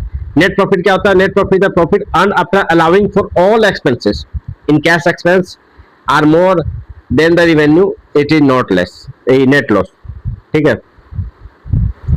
गेन, गेन भी एक तरह का प्रॉफिट होता है। Gain is a profit of irregular और नॉन रेकरिंग नेचर। जैसे कि हम लोग बताए ना, वो सीमेंट का दुकान था, ठीक है, तो सीमेंट का दुकान में सीमेंट कितना में खरीदा कितना बेचा उसके बीच का अंतर हो गया प्रॉफिट। लेकिन जो कंप्यूटर बेचा, वो कंप्यूटर मान लेते 10,000 में खरीदा था और 12,000 में बेच दिया वो, ठीक है, तो 2,000 का इसको जो प्रॉफिट हुआ, ये प्रॉफिट नहीं, ये गेन कहलाएगा, क्योंकि ये इसका इरेगुलर हुआ, क्योंकि सीमेंट दुकान वाला का जो कंप्यूटर जो बेचा वो इरेगुलर एक्टिविटी था उसका, इरेगुलर नॉन रेकरिंग नेचर का, तो उसको बोला जाता है गेन। प्रॉफिट हमारा जो normal daily course of action है वो हमारा प्रॉफिट कहलाएगा, उसमें जो प्रॉफिट मिलेगा, और इसमें जो प्रॉफिट मिलेगा इरेगुलर एक्टिविटी से वो हमारा गेन कहलाएगा। It is a profit that arises from transaction which are not the operating activity of the business but are incidental to it, such as gain on sale of fixed assets or investment. कोई fix assets को बेचे या फिर investment को बेचे तो हमारा क्या हुआ, गेन कहलाएगा वो। अब हम देखते हैं लॉस। लॉस क्या होता है, loss is excess of expenses of a period over its revenue, ठीक है, जितना रेवेन्यू हुआ उससे ज्यादा हमारा एक्सपेंसेस हो गया उस पीरियड में, तो हमारा लॉस कहलाएगा। It decreases the honours equity, ये जो होता है क्या करता है, घटा देता है, ऑनर का इक्विटी होता है उसको घटा देता है, क्योंकि लॉस में जा रहा है तो। It is broader term and include loss incurred in its operating activity and capital loss, उससे भी बड़ा दोनों मिलाकर क्या होता है loss. It also include cash और गुड्स लॉस्ट इन थेफ्ट, अगर हम लोग तो कैश और गुड्स हमारा थेफ्ट चोरी हो गया तो ये सब उसमें भी इंक्लूड होता है। Loss arising from events from of non recurring nature, वो भी इसमें होता है, जैसे कि loss on sale of fix assets, उसमें जो लॉस होगा फिक्स असेट्स को, जैसे 10,000 में खरीदा मशीन और 8,000 में दिए बेच कंप्यूटर, तो 2,000 का लॉस हुआ, ये भी उसमें भी आएगा लॉस। ठीक है, नेक्स्ट है परचेज। परचेज क्या होता है? The term purchase is used for purchase of goods for resale or for producing the finish product which are also to be sold. तो प्रोडक्ट को परचेज क्या होता है? जब हम लोग किसी गुड्स को जितना में खरीदते हैं रीसेल पर्पज से, ठीक है, रीसेल करने के लिए, उसको बोलते हैं परचेज। जैसे मान लेते हैं एक होलसेलर दुकान से सीमेंट का बोरी खरीदे और अपना दुकान में ला करके फिर यहाँ से हम लोग बेचते हैं कस्टमर को, तो हमारा ये रिटेलर दुकान है, तो ये जो ये परचेज करके लाते हैं हम लोग। क्यों परचेज किया हम लोग? क्योंकि इसको हमको रीसेल करना है, ठीक है, या फिर कोई फिनिश प्रोडक्ट बनाना है। The term purchase includes all direct expenses, इसमें परचेज में क्या होता है? जितना भी डायरेक्ट एक्सपेंसेस होता है वो इनकर्ड होता है। ठीक है, purchase made as cash purchase, ये भी कैश परचेज भी होता है, and goods purchase or credit दोनों टाइप का होता है, दोनों तरह से खरीद सकते हैं। ठीक है, क्रेडिट पर खरीदा उसको बोलेंगे क्रेडिट परचेज, और कैश में खरीदेंगे तो कैश परचेज। परचेज रिटर्न, अब जो चीज हम लोग परचेज किए, लाए हम लोग होलसेलर से कि ये चीज सेल करें कस्टमर को, लेकिन उसमें से 10 बोरा सीमेंट लाए तो 10 बोरा में क्या किया, 2 बोरा हम लोग रिटर्न कर दी किसी कारणवश, फटा हुआ बोरा था या फिर सामान खराब था तो रिटर्न कर दिए, तो वो हमारा क्या होगा? Purchase return. परचेज किया हुआ चीज को रिटर्न कर देना, परचेज रिटर्न। तो goods purchase may be return to the seller for any reason, कोई सी भी रीजन से, ठीक है, उसका मन नहीं है, से दे आर डिफेक्टिव, अब बोल देंगे डिफेक्टिव है। Goods or return are known as purchase returns or returns outward. अब एक चीज सबसे इंपॉर्टेंट चीज है जो बैलेंस शीट के लिए, जो हम लोग फाइनल अकाउंट्स पढ़ेंगे, ठीक है, ट्रेडिंग अकाउंट में यूज होगा, कि परचेज रिटर्न्स का दूसरा नाम क्या होता है? Return outward. ठीक है, और यही है, और इसी का उल्टा होता है रिटर्न इनवर्ड। रिटर्न इनवर्ड क्या होता है? जो आम आदमी यहां से खरीद के सीमेंट का बोरी लेके गया, वो जो रिटर्न करता है वो बोलते हैं रिटर्न इनवर्ड। ठीक है, और ये जो होलसेलर को बेचेगा वो क्या होता है? Return outward. ये पॉइंट क्लियर रखना है, परचेज रिटर्न का दूसरा नाम क्या है? Return outward. और सेल्स रिटर्न का नाम होता है रिटर्न इनवर्ड। यहाँ पे देख लेना आपको, goods sold when return by the purchaser are term as sales return. ठीक है, और सेल्स पहले देख लेते हम लोग। The term sales is associate with or used for sale of goods that are dealt with by the enterprise. मतलब ये जो सीमेंट का रिटेलर शॉप है, ये सीमेंट का सेल कर रहा है नॉर्मल कस्टमर के पास, तो ये क्या होता है? सेल, इसको इसी को बोलते हैं सेल। ठीक है, the term sales include both cash भी होता है, क्रेडिट भी होता है। अगर हम लोग goods are sold for cash तो हम लोग बोले कैश सेल्स, और goods are sold on credit तो हम लोग बोले क्रेडिट सेल। ठीक है, और सेल्स रिटर्न तो देख ही लिया हम लोग कि सेल्स रिटर्न का दूसरा नाम क्या है? Sales return inward. ये पॉइंट याद रखना, VBI एकदम। ठीक है, इसका इफेक्ट आपको फाइनल अकाउंट में पता चलेगा, ये सब टर्म का वैल्यू। ठीक है, नेक्स्ट गुड्स। गुड्स क्या होता है? जो सीमेंट का दुकान है तो जो भी सीमेंट का बोरी हुआ ये सब क्या हुआ? गुड्स कहलाएगा। ठीक है, जो जो काम बिजनेस कर रहा है तो उस बिजनेस में जो चीज सेल करता है तो सारा का सारा चीज क्या हो? गुड्स हो गया। ठीक है, goods are the physical item of trade, जो हम लोग ट्रेड करते हैं। ठीक है, it is a term that applies to all the items making up the sales or purchase of a business. They are the stock in trade of an enterprise which are purchase or manufacture with the purpose of sale. जो चीज purchase किया जा रहा है cement का बोरा खरीद के लिए होलसेलर से, ताकि इसको हम लोग सेल कर सके, इसको बोल रहे हैं गुड्स। ठीक है, for an enterprise dealing in stationery item such as TV, fridge, AC, ETC are goods. ठीक है, स्टेशनरी, सिमिलरली फॉर स्टेशनरी सब स्टेशनरी गुड, स्टेशनरी हो जाए गुड। अब देखते हैं स्टॉक क्या होता है? Inventory. Stock is a tangible asset held by enterprise for the purpose of sale in the ordinary course of business or for the purpose of using it in the production of goods meant for sales। ठीक है, stock क्या होता है? दो type का होता है। Opening stock, मतलब इस महीने के स्टार्टिंग में कितना सीमेंट का बोरा था, ठीक है, जैसे 10 बोरा सीमेंट था तो वो हमारा ओपनिंग स्टॉक हुआ। फिर हम लोग लाए इस महीने 50 बोरा, तो इस महीने के अंतिम में कितना? टोटल 60 बोरा का क्लोजिंग स्टॉक हो गया। तो ओपनिंग स्टॉक क्या होता है कि साल में इनिशियल जब स्टार्ट हो रहा है साल अकाउंटिंग पीरियड, वहां पे जो स्टॉक हुआ ओपनिंग स्टॉक, और साल का एंड में जो प्रोडक्ट बचा वो होता है closing stock. The stock in hand at the beginning of the accounting year, in other words it is the stock in hand and the end of the previous accounting period.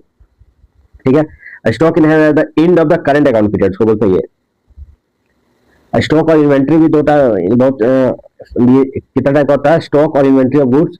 Stock, goods or inventory in the case of a trading concern comprise stock of goods remaining unsold. जो unsold good रहा वो होगा stock. In the case of a manufacturing concern it comprise partly manufacture goods and finish goods बोल सकते हैं हम लोग। It is value at cost or not realisable value whichever is lower, ठीक है, दोनों में से जो कम हो वो होता है। Next, stock or inventory of raw materials, it comprise the stock of raw material used in production. For example, stock of cloth available for stitching shirts, it is value at cost और net realisable value, जो कम हो, जितना मैं खरीदा या फिर उसका भी क्या होना चाहिए, दोनों में जो कम हो। Work in progress, it is stock that is in the process of being finished. Cost of raw materials use direct labor production cost, that is power fuel. Stock और inventory is classified in the balance sheet as a current assets. इसको हम लोग कैसे classify करते हैं balance sheet में? Current assets में। It is value on the basis of cost or not reserve value, मतलब मार्केट प्राइस क्या है, ठीक है। कहते हैं 10 रुपये में, लेकिन उसका मार्केट प्राइस अभी क्या चल रहा है, 15 रुपये, तो दोनों में से जो कम हो वो था यहाँ पे, ठीक है। नीचे भाई लोअर प्रिंसिपल, तो 10 रुपये लोअर है तो 10 रुपये मान के चलेंगे। ट्रेड रिसीवेबल क्या होता है? It is the amount receivable for sale of goods or services render in the ordinary course of business. Trade receivable ये सम टोटल और debtors and bill receivable.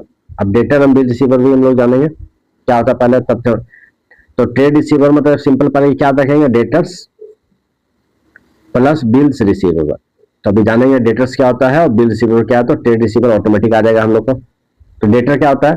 Debtor जो हम लोग किसी से कर्ज लेते हैं कोई बिजनेस को खोलने के लिए, ठीक है, जैसे बोल दिए कि हमको 50 बोरा भी उधार दे दो, ठीक है, सॉरी डेटर्स क्या होता है? डेटर्स जो हम लोग 50 बोरा सीमेंट किसी को दे दिए, ये आदमी बोला कि हम दे देंगे 1 महीने बाद पैसा, ठीक है, तो 50 बोरा सीमेंट तो लेके चला गया है, तो ये देगा पैसा हमको, इससे पैसा आने वाला है फ्यूचर में, तो ये क्या है, ये आदमी क्या कहलाएगा, डेटर्स कहलाएगा हमारा। तो डेटर इज ए पर्सन, इसको अब इसका नाम जैसे मान लो इसका नाम सोहन है, तो 1 महीने तक इसको हम लोग डेटर्स मान के चलेंगे, ठीक है। जैसे सोहन ने, सीमेंट का दुकान है, सोहन ने 10 बोरा सीमेंट लेके गया अपना घर, ठीक है, अब बोला 1 महीने के बाद इसको हम पैसा दे देंगे आपको, तो 1 महीने तक हम उसको मानेंगे डेटर्स, सोहन नहीं मानेंगे, डेटर्स मानेंगे, ठीक है। तो debtor is a person who owes amount to the enterprise against credit sale of goods or services in its ordinary course of business. For example, when goods are sold to a person on credit, that person is called a debtor because he owes the amount to the enterprise, वो देगा, ठीक है। The amount due is known as debt, वो जो amount due है, जो देना है 10 बोरा सीमेंट का दाम, वो क्या हुआ, डेट हो गया। अब बिल रिसीवेबल क्या होता है? ये अब यही सीमेंट का दुकान है, अब ये आदमी उधार लेके गया 10 बोरा सीमेंट, ठीक है। अब बोलता है कि एक यहाँ पे एक इंस्ट्रूमेंट है, पेपर में लिख करके देता है कि हम प्रॉमिस करते हैं कि आपको 1 महीने के बाद हम दे देंगे, ठीक है, आप इसके बदले में ये दस्तावेज रखिए, और ये दस्तावेज का वैल्यू है, ये जो नेगोशिएबल इंस्ट्रूमेंट एक्ट है उसमें दस्तावेज का वैल्यू है, ठीक है, जिसमें लिखा जाता है कि हम प्रॉमिस टू पे करता है, प्रॉमिस कर रहा है कि हम पे कर देंगे 1 महीने के बाद, आप इसको रखो। ये जो है यही एक तरह कैसे काम कर रहा है, 1 महीने के बाद इसको मिल जाएगा पैसा, नहीं देगा तो लीगल एक्शन लिया जाएगा उसमें। तो ये बिल रिसीवेबल में क्या होता है, असेट्स हमारे लिए, क्योंकि ये देने वाला है डेटर से तरह का। तो bill receivable means a bill of exchange accepted by debtor, जो डेटा एक्सेप्ट कर लिया, लिख के दे रहा है साइन करके कि आपको हम दे देंगे। The amount of which will be received on the specified date, it is include in trade receivable because bill receivable replace a debtor, ठीक है। तो हम लोग जान गए ट्रेड रिसीवेबल क्या होगा, डेटर प्लस बिल रिसीवेबल, तो डेटर्स भी हम लोग जान गए, बिल रिसीवेबल जान गए, तो ट्रेड रिसीवेबल ऑटोमेटिक आ गया। शेड्यूल 3 ऑफ कंपनी एक्ट 2013 में भी डिफाइन किया गया है। Trade receivable is the amount receivable against goods sold and services rendered in the normal course of business, ठीक है। अब ट्रेड रिसीवेबल जानेंगे हम लोग, ट्रेड पेबल आते हैं, तो ट्रेड पेबल में भी क्या होगा, क्रेडिटर्स और बिल पेबल को ऐड कर देंगे तो ट्रेड पेबल हो जाएगा। It is the amount payable for purchase of goods or services taken in the ordinary course of business. अब ये चीज जो हम लोग होलसेलर से लेते हैं, ठीक है, उधार में, तो उधार तो अभी ले लिए, फिर हमको 1-2 महीने के बाद इसको पे करना होगा, ठीक है, अभी पे हुआ नहीं है, तो उसको बोलते हैं हम लोग, तो इससे हम लोग उधार लिए हैं, अभी इसको पे करना है, तो ये क्या, ये होलसेलर दुकान वाला क्या हो जाएगा हमारा, क्रेडिटर्स। अभी मान लेते हैं होलसेलर दुकान वाला का नाम है अडानी ग्रुप का सीमेंट मान लो यूज करते हैं हम लोग, ठीक है, तो अडानी हमारे लिए क्या अभी क्रेडिटर्स हो गया, क्योंकि अभी हम इसे उधार लेके गए हैं, जब इसको सेल करेंगे तो यहाँ से जो पैसा मिलेगा वो हम इसको पे करेंगे, तो अडानी ग्रुप क्या क्रेडिटर्स हो गया। तो creditor is a person to whom an enterprise owes amount against credit purchase of goods or services taken. For example, Mohan is a creditor of a firm when goods are purchase on credit. Bill payable क्या होगा, अब हम लोग इसको bill लिख के दे रहे हैं कि आपको हम इतना 2 महीने के बाद पैसा पे कर देंगे, तो वो जो निगोशिएबल इंस्ट्रूमेंट हुआ वो होगा bill payable.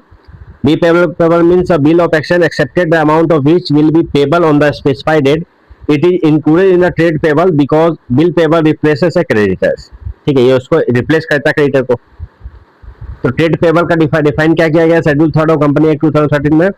Trade payable is the amount payable against goods purchase and services taken in the ordinary course of business. ठीक है, ये डेफिनेशन है, लेकिन हम लोग क्या याद करेंगे, ट्रेड पेबल क्या होता है, क्रेडिटर्स प्लस बिल पेबल, और trade receivable debtors plus bill receivable. तो अभी हम लोग ये भी जान गए। अब देखते हैं कोस्ट। कोस्ट मतलब कोई भी चीज को बनाने में जो एक्चुअल कोस्ट हम लोग का खर्च हुआ पैसा, ठीक है, वो होता है कोस्ट, या जितना हम लोग खरीद करके लाए अपना सामान वो होता है cost. Cost is the amount of expenditure incurred, जितना अमाउंट ऑफ एक्सपेंडिचर इनकर्ड हुआ है on or attributable to a specified article, product or activity, वो होता है कोस्ट। वोचर क्या होता है, वोचर होता है एक एविडेंस होता है बिजनेस ट्रांजेक्शन का। इसी के बेसिस पे हम लोग रिकॉर्ड करते हैं कि ये चीज, ये जो बिल के हिसाब से 10 बोरा सीमेंट का दाम क्या है। ठीक है, बिना वोचर के हम लोग कोई भी चीज को एंट्री नहीं करते हैं अकाउंटिंग में। तो वोचर हमारा सबसे बड़ा सोर्स होता है, एक एविडेंस का काम करता है बिजनेस ट्रांजेक्शन में। तो वोचर में क्या क्या आता है, केस मेमो आ सकता है, इनवॉइस और बिल जो हम लोग को मिलता है, रिसीट, डेबिट, क्रेडिट नोट मिला, तो ये सारा का सारा वोचर में आएगा। तो वोचर सबसे इंपॉर्टेंट है। ठीक है,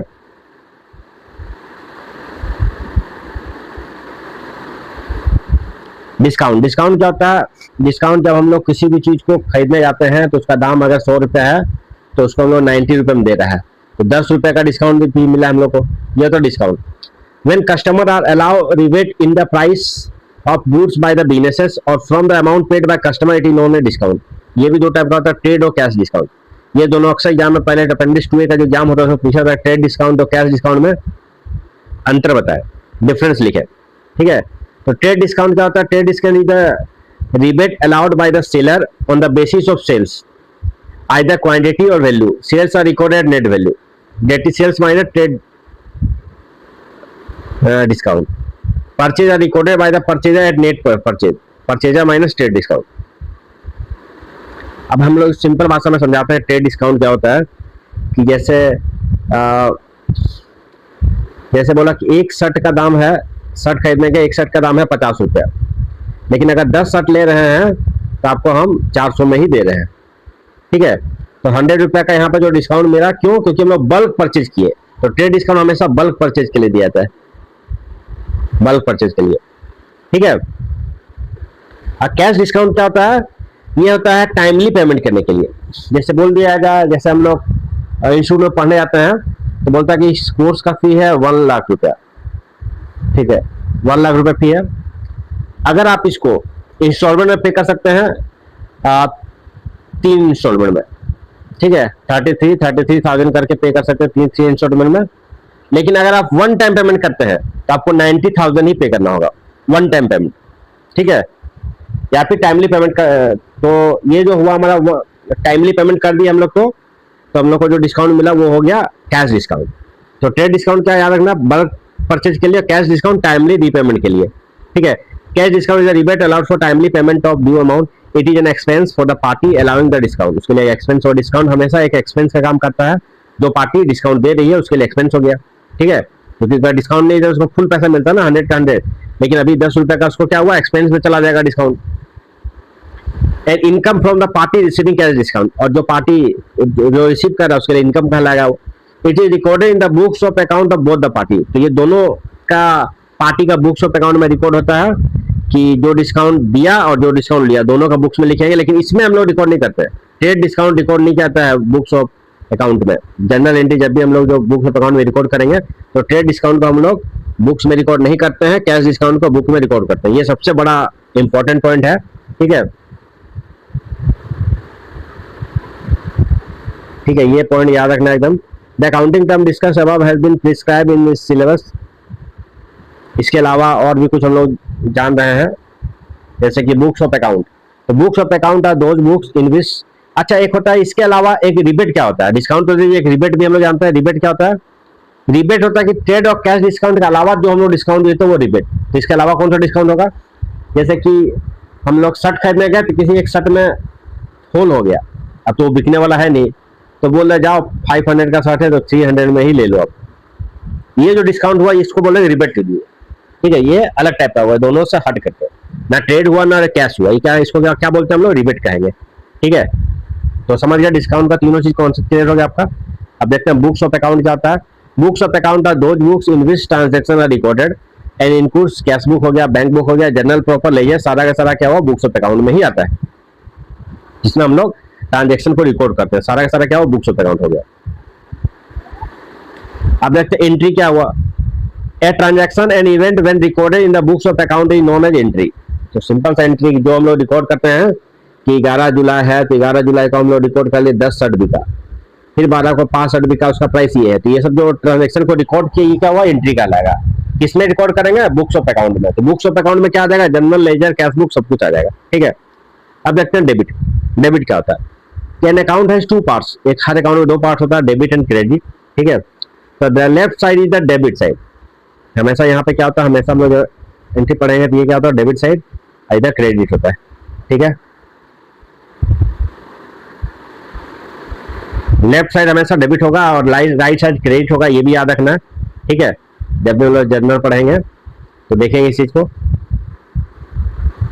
If an account is to be debited, then the entry is posted to the debit side of the account. In such an event, it is said that the account is debited. It has been derived from an Italian word debito. Debit word कहाँ से derive हुआ है, Italian word debito से। Next है credit. Credit हमेशा क्या होगा, right side होगा account. If an account is to be credited, ठीक है, then the entry is posted to the credit side of the account. In such an event, it is said to the account is credited. ये Italian word किससे हुआ, क्रेडिटो से। तो डेबिटो और क्रेडियो एक Italian word था, उससे डिराइव हुआ है, तो जान के डेबिट हमेशा लेफ्ट साइड होगा, ये क्रेडिट साइड होगा। प्रोप्राइटर मतलब क्या हुआ, कंपनी का owner. The person who has invested into the business and bears all the risk, जो है वही पूरा रिस्क को बियर करता है, एसोसिएटेड विद द बिजनेस, ठीक है, उसको बोलते हैं प्रोप्राइटर। Next depreciation. डेप्रिसिएशन पता ही है, depreciation is a fall in the value of an assets, ठीक है।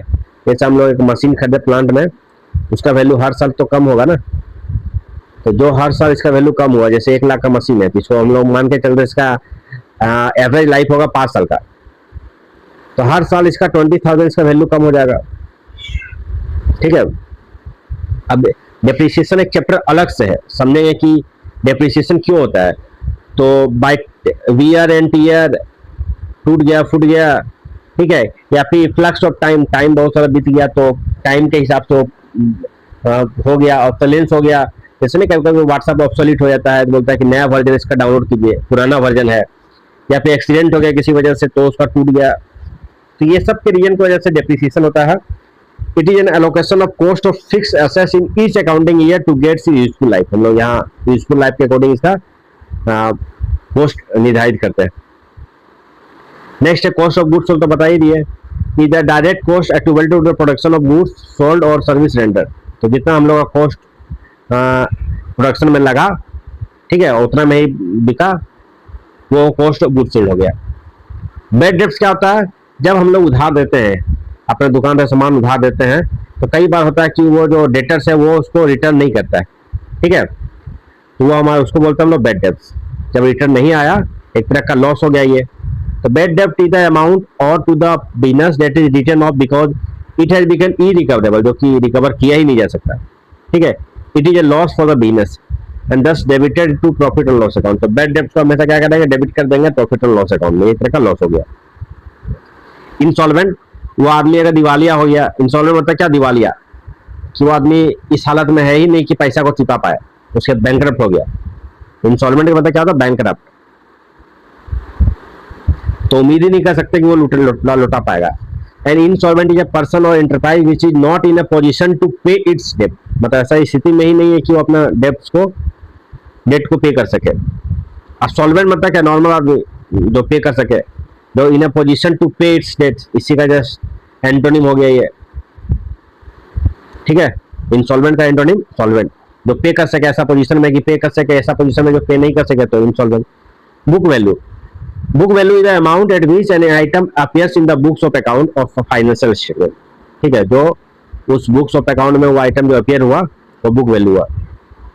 बैलेंस शीट, बैलेंस शीट के बारे में चैप्टर आगे पढ़ेंगे हम लोग, अभी थोड़ा सा जान लेते हैं। बैलेंस शीट क्या होता है, balance sheet is a statement of the financial position of an individual or enterprise on a given date। ठीक है, जैसे किसी एक पार्टिकुलर डेट में निकालेंगे कि 31 मार्च 2026 में कंपनी का अभी क्या हालात है, तो बैलेंस शीट बना के बता देंगे कि कितना इसमें असेट्स है, कितना लायबिलिटी है, वो बता सकते हैं हम लोग। which is assets, liability, capital, reserve and other account balance at the respective book value। ठीक है, अब देखते हैं एंटिटी। एंटिटी क्या होता है? Means an enterprise that performs economic activity. ठीक है, जैसे टाटा, बिरला, मारुति, टिस्को, रिलायंस इंडस्ट्रीज का एंटिटी हुआ, मतलब company. A business enterprise established in accordance with law to engage in the business activity such as a proprietorship firm, partnership firm, corporation, company, ये सब क्या हुआ? एंटिटी कहलाएगा। तो हम लोगों ने इतना अकाउंटिंग तक जान लिया, जो बेसिक जो इतना इंपॉर्टेंट है। ठीक है, इसके बेस पे हम लोग पूरा अकाउंट्स देखेंगे, तो आगे चल के हमें समझाना नहीं पड़ेगा आप लोग को। आप लोग को बेसिक जो कॉन्सेप्ट है अकाउंटिंग का वो आप लोगों ने जान लिया। अब देखते हैं इससे रिलेटेड क्वेश्चन। ठीक है, a person who owes money to a firm, जो मनी फर्म को देगा, उधार लिया है लेकिन देगा बाद में, उसको बोलते हैं डेटर्स। ठीक है, a person to whom money is owed, जिसके द्वारा फर्म उसको देगा, फर्म देगा किसको? होलसेलर को, तो वो क्या हुआ? क्रेडिटर्स हो गया एक तरह का। परचेज क्या होता है? Purchase refer to the purchase of goods for resale. याद रखना कि ऐसा गुड्स परचेज हुआ कि हम लोग सीमेंट होलसेलर से खरीद के लाए और फिर कस्टमर को बेच रहे हैं, तो ये जो परचेज करके लाए रीसेल पर्पज से लाए ना, जिसको हम लोग सेल करेंगे, तो ये हुआ परचेज। अब ऑफिस यूज के लिए कोई चीज लाएंगे उसको परचेज नहीं कहेंगे लोग। ठीक है, या फिर फैक्ट्री का असेट्स के लिए। लायबिलिटी अराइज कब होता है? Because of credit transaction. Cash transaction दे ही दिए तो लायबिलिटी कहां से आएगा? तो हमेशा क्या हो? क्रेडिट में होगा, कैश में तो होने का चांस ही नहीं है। The amount invested by the proprietor in A business, उसको क्या बोलते हैं? कैपिटल। सबसे पहला टर्म यही देखे हम लोग, कैपिटल ही। जो कंपनी का ऑनर उस कंपनी में जो अमाउंट इन्वेस्ट करता है, ठीक है, अमाउंट भी कर सकता है और कुछ असेट्स भी कर सकता है। ठीक है, फिक्स असेट्स। बैंक ओवरड्राफ्ट हमेशा शॉर्ट टर्म लायबिलिटी। यह पॉइंट याद रखना है कि लॉन्ग टर्म और कंटीजेंट लायबिलिटी नहीं होता, हमेशा शॉर्ट टर्म होता है। ठीक है, Which of the following is not a business transaction? कौन इनमें से बिजनेस ट्रांजेक्शन नहीं है? तो bought furniture for 25,000 for business, ये तो बिजनेस ट्रांजेक्शन ही है कि बिजनेस के लिए खरीदा ना फर्नीचर, अपने लिए नहीं खरीदा। पेड सैलरी फॉर एम्प्लॉई, तो एम्प्लॉई को सैलरी पे किया, तो ये भी बिजनेस का ही है ना, तो ये भी एक्सपेंस हुआ एक तरह का, सैलरी एक्सपेंस होता है, ये भी बिजनेस ट्रांजेक्शन ही है। अब cash withdrawn for bank account 10,000 for domestic, अपना घर के लिए डोमेस्टिक यूज के लिए निकाल रहा है, बिजनेस ट्रांजेक्शन नहीं होगा। तो सबसे पहला ही काम था हमारा IMRC का, क्या करना होता है? आइडेंटिफाई करना ही कौन सा बिजनेस ट्रांजेक्शन है। तो आप लोगों ने आइडेंटिफाई कर लिया ऑलरेडी अच्छे से। Which of the following is not a fixed assets? कौन सा फिक्स एसेट नहीं है? बिल्डिंग तो हमारा फिक्स एसेट्स होता है। Plant and machinery fix assets. Balance with bank, ये फिक्स एसेट्स नहीं है। Which of the following is not a long term liability? तो टर्म लोन है, तो नाम ही लगा टर्म लोन है, तो लंबे समय के लिए है। डिवेंचर लंबे समय के लिए। क्रेडिटर्स जो होता है हमेशा शॉर्ट टर्म होता है। क्रेडिटर और डेटर हमेशा शॉर्ट टर्म लायबिलिटी और शॉर्ट टर्म असेट्स होता है। ये पॉइंट याद रखना, बहुत इंपॉर्टेंट पॉइंट है। Which of the following transaction is not of financial character? तो एम्प्लॉय का जो हड़ताल होगा वो कोई फाइनेंशियल नेचर का है नहीं। बाकी परचेज करेंगे, गुड्स डिस्टर्ब ऑफ फायर, ये भी बनेंगे एक तरह का लॉस है। ठीक है, withdraw of money by proprietor from business, ये भी एक तरह का फाइनेंशियल नेचर का ही है। Purchase refer to the buying of goods for resale, ये तो दोबारा हो गया। अब इसमें लोग देखेंगे determine if the following are assets, liability, capital, revenue, expense or none. ठीक है, तो सेल एक तरह क्या हुआ हमारा? सेल करने से क्या हुआ? सब कोई भी चलो सेल करेंगे तो हमको पैसा मिलेगा, तो सेल हमेशा क्या होगा? रेवेन्यू नेचर का होगा। फर्नीचर हमारा क्या? असेट्स होगा। इंटरेस्ट रिसीव क्या हुआ हमारा? रेवेन्यू हो गया। रेंट पेड क्या हो गया? एक्सपेंस हो गया हमारा, कि हम लोग रेंट पे किए। क्रेडिटर्स लायबिलिटी हो गया। कैपिटल जो लगा है वो कैपिटल ही रह गया। Salary paid to a clerk, salary दी हम लोग पे किए, सैलरी पेड भी एक्सपेंस होगा हमारा।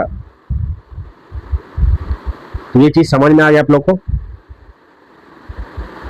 ठीक है, नेक्स्ट है which of the following event represent the business transaction? तो गुड्स परचेज ऑन क्रेडिट, ये होगा business transaction. Purchasing machinery for cash, ये भी बिजनेस ट्रांजेक्शन है। Owner not keeping good health, अब ऑनर अपना सेहत पे ख्याल नहीं रख रहा है, इसको बिजनेस से कोई मतलब नहीं, इस चीज को बिजनेस इसको कंसीडर ही नहीं करता है। An employee promise from his job, या owner purchase a car for his son, ये सब बिजनेस ट्रांजेक्शन का पार्ट नहीं है, तो हमारा 1 और 2 करेक्ट आंसर है। ठीक है, तो चलिए आज का लेक्चर यहीं खत्म करते हैं, ऑलरेडी बहुत टाइम हो गया है, तो अकाउंटिंग टर्म भी हम लोग का खत्म हो गया। ठीक है, चलिए, thank you for watching this video.